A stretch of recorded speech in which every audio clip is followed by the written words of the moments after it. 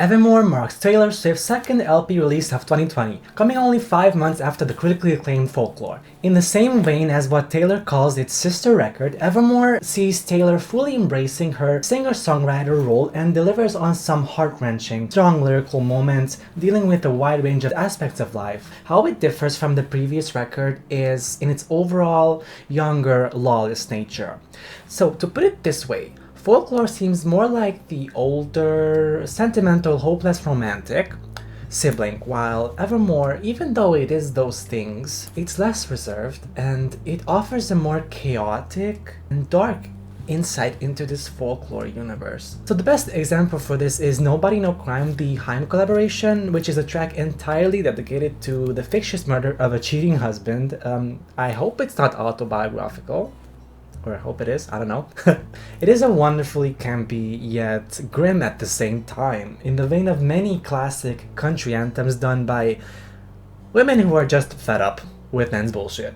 Who isn't? I mean, even I am. So generally, the record's stylistic nature is more experimental, on the experimental side, whereas Folklore is more melodic and earworm type-ish. So for example, there's a track on this record called Closure, which through its production elements that are quite aggressive, some of them, reminds us of a Nine Inch Nails track. But this is not done to the extreme, and the analog piano guitar moments of Evermore are cohesively mixed with the less analog moments of the record. And the album shines through its strong lyrical moments that can be found in songs such as the aforementioned Nobody No Crime, that paints the picture of a muddy, psychologically twisted empowerment story of women. And the song Ivy is a personal favorite of mine, whereas the song is poetic and deep, but at the same time, it's relatable and grounded in the sentiment of a simple human that's stuck in an unhappy romance, while also developing feelings for another person who might be able to offer them what's missing in the relationship in the first place. And Tolerated, the song deals with matters of unrequited, underappreciated languages of love, the song being a heartbreaking ballad on which Taylor cries out for affection to a partner that does not offer that and does not appreciate the little things that she does that all relate to her love language. And Marjorie, a song that is dedicated to Taylor Swift's late grandmother of the same name, reads like a personal letter to a lost loved one who has left a mark so grand on you that even though they are long gone, their presence is ever more lingering.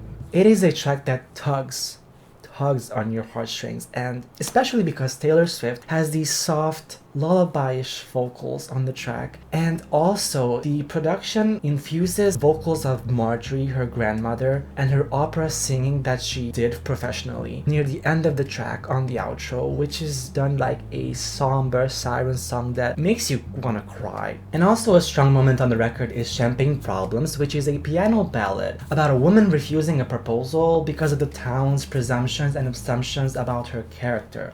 So towards the end of the song, Taylor caps this persona's ultimate frustration and just general fed-upness, with an epic bridge that has this F-bomb that is used so efficiently that I don't think anyone would mind it, not even the most reserved conservative listener, because it's so worth it. It's so worth it, just listen to it. It's one of the most striking lyrical moments of this record. And I cannot close off this review without mentioning the other honorable mentions of this album's songwriting, which are tracks such as Coney Island and Happiness. Happiness is a song of finding joy outside of a romance that is now faded, but also recognizing at the same time that said romance offered you plenty of moments of joy. And it's this sort of personal manifesto of, I'm not gonna victimize and I'm not gonna paint this romance as something horrible. I'm just gonna find the knowledge that makes me able to recognize that this was, yes, it had a tragic ending, but it also brought on moments of pure ecstasy.